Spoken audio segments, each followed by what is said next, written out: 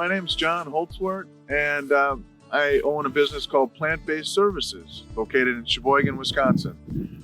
You can find me at plantbasedservices.com. And in general, I'm kind of a plant nerd. I make brooms out of plant material. I do a lot of foraging. I'm also a beekeeper. I do a lot of plant propagation, teach classes. You can just go to my website and see everything I do right there. But right now, we're on some public property, and we're going to take a look at a few plants. This time of year, there's a lot of brown in the landscape, but we can still find a few things that could be edible, medicinal, or useful in some way. So what we've got right here is, and I'm just going to break off a piece here. It's quite brittle, but this is the seed head from a plant called yellow dock or curly dock. Now they call it yellow dock because the root is bright yellow. And these plants have already died back. This is a biennial. So the second year, the plant will put up the spike and it'll die. So I can't really show you the roots here, but the bright yellow roots are high in iron. And a lot of midwives will make an infused vinegar with that and use that for women after childbirth who might be low iron.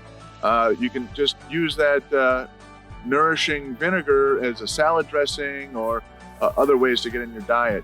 But this flower spike is also really interesting, whereas all of these little seeds will come off, and you can just go through the field and harvest a bunch of these. And you can put these in a blender or maybe a small coffee grinder and grind it up into a flour. This plant is in the buckwheat family. So it will, it has a lot of iron, of course, like I said, but you can grind it into a buckwheat type flour and use it in biscuits and crackers, things of that nature. You can also even just throw these in with soups and stews, whatever you might be making in the crock pot or on the stove. It's a very useful plant in the environment. So this is curly dock.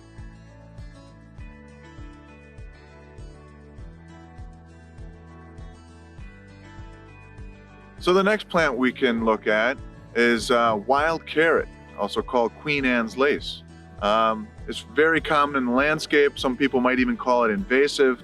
You can see it right here next to me. It can get quite tall. And the leaves in the summertime are edible. It tastes just like carrot. You can trim those and mix them into a salad. The root is edible. But right now, this time of year, we just have these seed heads.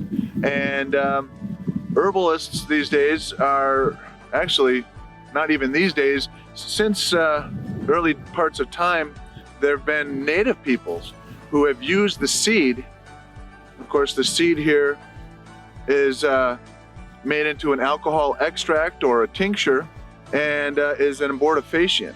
And otherwise, if we could find the first year plant, which would be down in the weeds here somewhere, we might be able to get a root from the plant. So we could make our soups and stews with some wild carrot roots. This is also a biennial, just like the last plant we talked about. So the first year it grows a nice rosette on the ground, and the second year it puts up that flower spike. So there's still plenty of plants to look at. Let's keep moving through the field.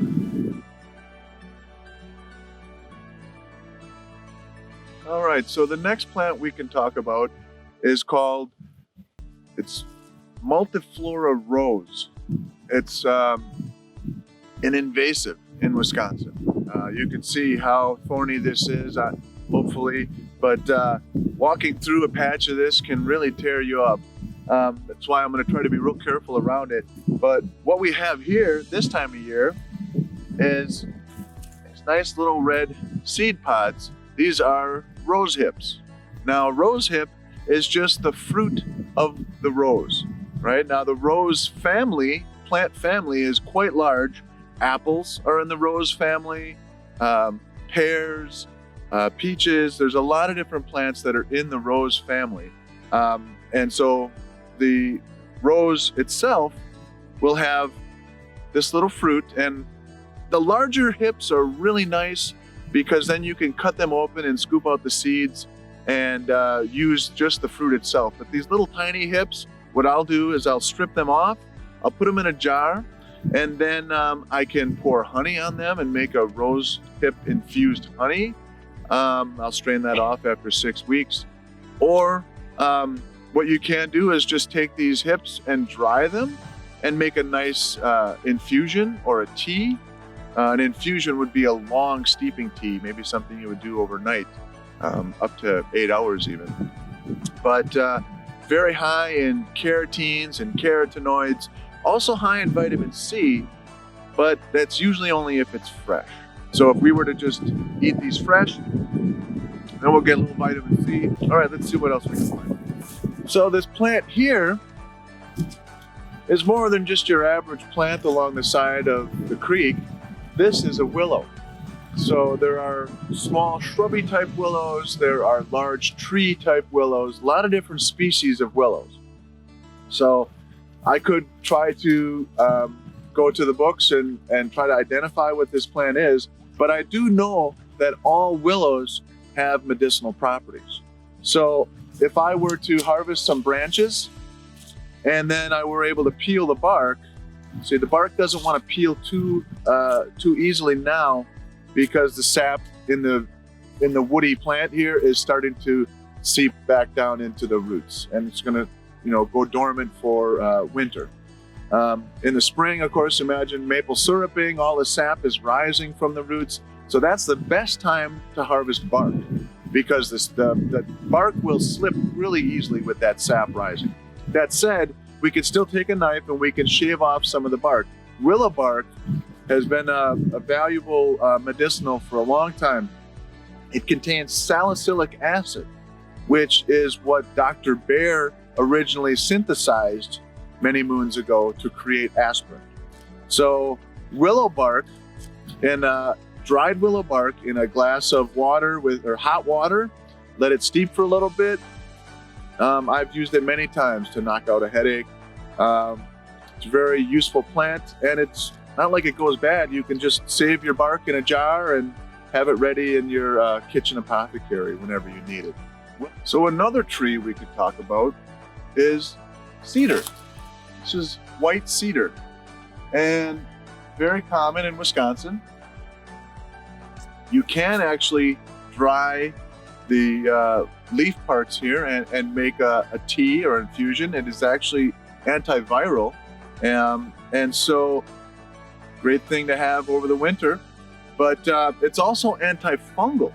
Some people will infuse oil, like a cooking oil, with some of this, and then use that on areas that might be more fungal prone, maybe on your feet or things like that. You could also dry this and powder it and use it as an antifungal. A lot of times people will use that infused oil then to put into soaps or lotions or salves. So it's a very useful plant. The bark itself can be peeled off and then woven in flat strips and made into baskets or other vessels for carrying. Native peoples really valued the cedar tree, and many cultures called it the tree of life. Staying with the theme of trees in autumn, of course you can see these beautiful leaves here, and this is an oak tree. Now, oaks are usually put into two different groups. We have the white oak group and the red oak group. The red oak group will have points on the tips of the leaves. An oak that's in the white oak group will have rounded lobes. So that's an easy way to differentiate a basic understanding of different types of oaks. They all produce acorns, and we've got a few right here.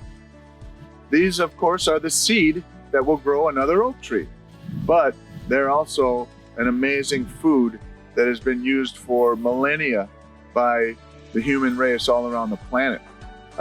So what we would do with an acorn, if we want to get the food, right, we'll take the cap off, and then we will take this nut and we'll crack it and get the kernel out.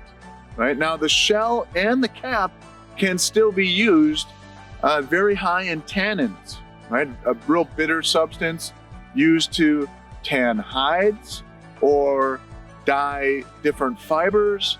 So nothing needs to be wasted if you really have a use or a need for dyeing or tanning things like that.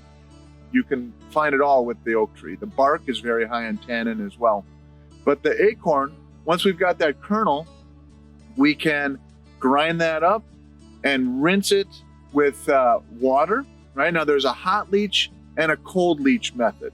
So we could either grind that up and put it in a muslin sack or a cloth of some kind and just rinse the bitter tannins away, or we can take the whole kernels and just boil them and strain the water multiple times, and they end up being like starchy little potatoes almost. Very nutritious and actually quite delicious, but can be kind of tedious unless you have the right tools.